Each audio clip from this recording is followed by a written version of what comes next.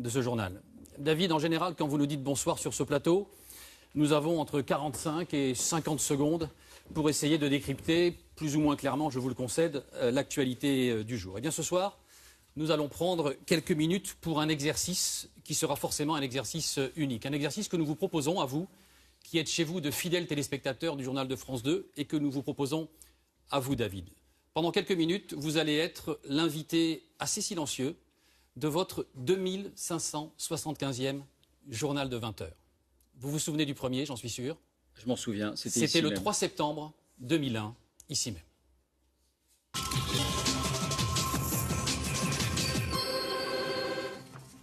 Bonsoir à tous et merci de votre attention. Direction Béziers pour commencer. Voilà, vous n'avez pas beaucoup changé en 16 ans. Et depuis ce 3 septembre 2001, combien de guerres, combien de révolutions, combien de crises internationales ont secoué et transformé notre planète? Et très souvent, vous avez choisi de vivre ces moments sur le terrain. Nostalgie du reporter, curiosité personnelle, rigueur professionnelle, finalement peu importe. Mais du coup, tourner les pages de 16 années de présentation, revoir ces passes d'armes assez incroyables avec les puissants de ce monde, eh bien c'est un peu comme rouvrir nos livres d'histoire. Et c'est ce qu'on fait pour nous et pour vous, avec l'aide de toutes nos documentalistes, Arnaud Comte et Yann Cadouche.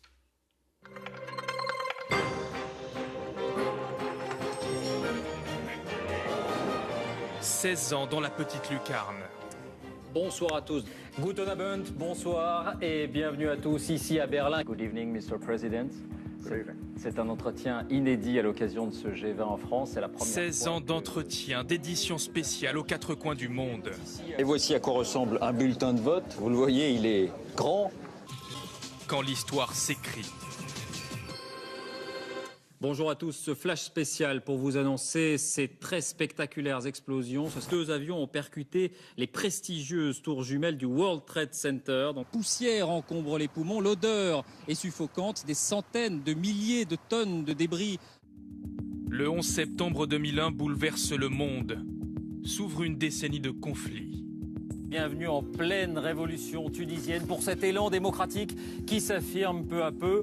Vous le voyez, ils sont armés de bâtons, de gourdins, de barres de fer parfois. Et on vous retrouve sur place David Pujadas. Partout, l'ordre russe se met en place.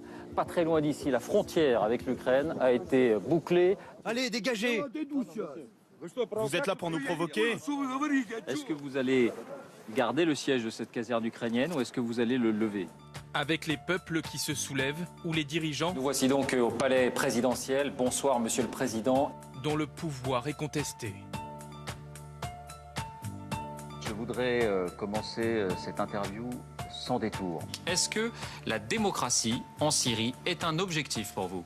Non. Des crimes de journalistes restent impunis. Est-ce que vous comprenez ces inquiétudes? Est-ce qu'on peut critiquer Mouammar Kadhafi en Libye aujourd'hui? Est-ce qu'on a le droit? On le sent bien ici à Téhéran, l'Iran est à la croisée des chemins. Alors cet entretien, vous l'avez dit, il est exceptionnel. C'est une femme qui, parmi beaucoup d'autres, a décidé de s'afficher en enlevant son voile. Est-ce que cette image, elle vous heurte? Vous n'utilisez pas de barils explosifs. C'est quoi les barils explosifs? Pouvez-vous me dire ce que c'est? Il y a des 12 ans dans la petite lucarne. À décrypter les enjeux de ce monde. À rencontrer celles et ceux qui marquent l'histoire. Pendant vos 16 ans de JT, David, l'économie s'est transformée et s'est affirmée. Transformée avec la mondialisation, avec la mise en place de l'euro, l'explosion des technologies et puis l'irruption de cette crise du siècle en 2009, affirmée parce qu'elle est devenue la clé indispensable pour comprendre l'actualité. Avec vous, le 20h de France 2 a donc investi ce nouveau champ. Les sujets sur l'économie se sont multipliés et ont occupé une part croissance de votre JT. Avec toujours le souci d'expliquer ce qu'on voit, ce qui se voit, et de montrer ce qu'on ne voit pas, qui est souvent le plus important, avec aussi le souci de faire le tri entre l'idéologie, qui souvent obscurcit la réalité, et la pédagogie. Faire simple sur ces sujets, ça n'est pas simple, vous le savez mieux que quiconque. La simplification vertueuse, c'est celle qui va à l'essentiel, au plus important, c'est le contraire de la caricature. C'est cette ligne qui nous a menés, sous votre conduite, à traiter quotidiennement des sujets ambitieux. La balance commerciale chinoise, la politique monétaire ou bien les bulles spéculatives, sans oublier, David, la dépense publique française et son contrôle, une question dont vous êtes le meilleur spécialiste, après le président de la Cour des comptes, encore que ça se discute. Alors David, vous avez commencé la politique alors même qu'Emmanuel Macron n'avait pas encore réussi à intégrer l'ENA et on vous félicite. Vous avez résisté à 4 présidents de la République, connu 8 premiers ministres et puis vous avez connu le RPR, l'UDF, l'UMP, LR, En Marche, LREM. Bref, vous êtes un dingue de politique et en plus, vous êtes le roi de la prémonition. Sarkozy et Villepin, vous aviez vu dès le début que ça finirait mal. Quant à Macron, Valls, Hollande, vous saviez déjà que la tragédie était en marche. Regardez. Nicolas Sarkozy aurait déclaré « Je partirai en 2006 en pensant à préparer 2007 ». Qu'il y ait des rumeurs, qu'il y ait des commentaires, qu'on veuille prêter à tel ou tel des arrière-pensées, c'est le traditionnel petit jeu de la politique. Mais c'est vous le patron? Bien évidemment. À ce propos-là, on va en reparler, je crois, d'Emmanuel Macron tout à l'heure. J'ai l'impression que vous voulez en parler. Oui, bon, Emmanuel Macron s'affranchit de votre autorité, de celle du gouvernement. Il se pose même en rival en vue éventuellement de 2017. Est-ce qu'il peut rester Emmanuel Macron au gouvernement? Prenez ce sujet, c'est pas le plus important. Le fait, David, c'était probablement pas le plus important, mais on a vu par la suite ça s'est développé.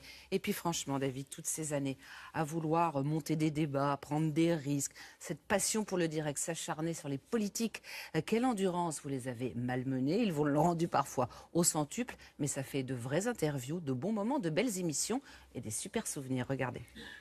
Il y a un an, devant les Français, vous disiez « la reprise est là ». Depuis, il n'y a eu ni reprise ni retournement. Pourquoi avez-vous le sentiment à ce point d'être persécuté comme s'il y avait un complot des médias, des juges, des politiques? Est-ce que vous n'avez pas envie de rendre public ces comptes pour éteindre les doutes? Mais vous rigolez ou quoi? C'est l'instant qu'on essaye de dire le droit. Ce sont les finances publiques qui sont le sujet monsieur, en l'occurrence. mais non, mais C'est-à-dire, monsieur, est-ce qu'on on n'est pas me un peu... présente. On connaissait le Père Noël, est-ce qu'il n'y a pas la Mère Noël? Non, Pardonnez-moi pour monsieur, cette non, expression un peu Pujadas, familière. Question précise. Vous avez changé de Reconnaissez vision. avec moi, Patrick Pujadas, que les circonstances étaient un peu différentes. C'est ce que j'allais vous dire, Patrick Pujadas. Les David commentateurs... David Pujadas, pardon. Ça ne me dérange pas que vous soyez de droite. Moi, je vous dis, je suis de gauche. Bon, et puis tout à voilà. l'heure. Bon, c'est la vie. Attends, on parle, on arrive à parler. Question précise. Je suis en train de vous expliquer. Non mais ne m'engueulez pas, là, je vous fais pas une proposition malhonnête, c'est une interrogation. Vous avez changé d'avis? Je ne dis pas ça pour faire de la polémique, monsieur Pujadas. Je ne le disais pas non plus pour cela. C'était pour remettre dans un... Mon Dieu, je me permettais pas de vous accuser de ça. Vous n'avez pas changé d'avis. Mais hier soir, on vous a pas entendu prononcer le nom de François Hollande comme si cela vous faisait mal. Mais non, comme Alors, vous êtes... vous Mais pouvez- vous êtes tortueux et compliqué, monsieur Pujadas. Alors vous pouvez le dire, ce Je nom vais vous raconter la vie. Alors, David Pujadas, je ne sais pas si c'est Jean-Luc Mélenchon qui vous a appris la vie, j'ai de forts doutes là-dessus, mais il y a eu aussi des moments de vie, donc d'émotion, comme les larmes contenues d'Alain Juppé, parce que la politique, c'est pas de la mécanique. Là, vous venez de lui annoncer à lui, le mal-aimé, eh bien, un bon sondage, on regarde. Alain Juppé, est-ce que vous souhaitez réagir? Merci. Merci aux Françaises et aux Français. Et Jean-Daniel on Lévy, continue. vous pouvez peut-être nous... Vous avez l'air ému. Oui, un peu. Oui, bah David, ça arrive d'être ému dans la vie, ça Comme nous moi. arrive aussi ce soir. Et puis, comme vous l'avez toujours dit, eh bien, vive la politique. Et puis à côté de ces interviews politiques, David, il y a ce qu'on appelle des moments de télévision. Ces invités qui, en une phrase ou un geste, ont tout essayé, mais vraiment tout essayé, et c'est pas facile, pour vous déstabiliser. Vous y avez réussi. Prenez un café. Aucun présentateur du JT n'a pris un café à 20h. Profitez-en. C'est sympa, en fait, vous avez envie que je prenne un peu de repos. Exactement. Merci beaucoup, Mick Jagger, d'être avec nous. Bonsoir, Daniel Craig. Merci d'être avec nous. Et Michel Houellebecq est notre invité en avant-première. Merci d'être avec nous. Je trouve qu'il est bon, quoi. C'est un bon journaliste. Et donc, aller au fond des choses sans procéder déloyal, quoi. Et en restant poli. Être fier de vous. Vous faites un journal admirable. David Guetta et David Pujadas au journal de 20h, incroyable. J'aurais jamais cru voir ça un jour dans ma vie. Quel duo, merci à vous. Merci beaucoup d'être venu nous voir ici. Comment on fait donc pour la fin? Mesdames, Nathalie. Messieurs, pour ce journal si singulier, nous souhaitions vous laisser découvrir les coulisses de l'information. Alors nous voici dans la régie d'où nous avons travaillé à vos côtés. David, partagez votre passion de l'information. La rédaction de France 2 a collecté ce soir des images inédites de ces 16 ans passés ensemble. Je vous propose de les découvrir. Le journal de 20h, David Pujadas.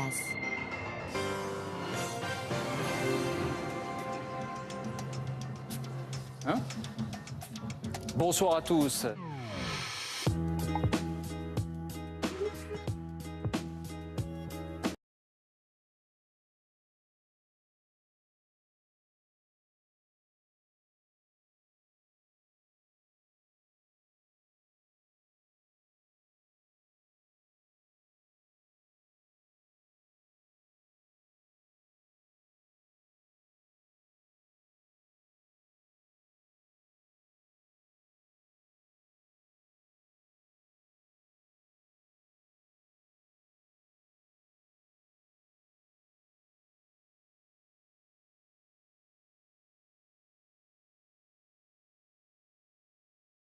David, il est 20h36 et c'est à vous de reprendre la parole.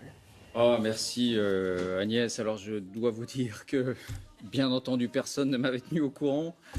Donc je suis navré d'avoir à ce point concentré l'attention de ce journal. J'avais prévu moi-même simplement de vous dire quelques mots, puisque c'est le dernier journal que j'aurais eu l'honneur de vous présenter. Ce n'est pas ma décision, ce n'est pas mon choix, mais la route s'arrête et une fois n'est pas coutume, permettez-moi de partager avec vous mon sentiment.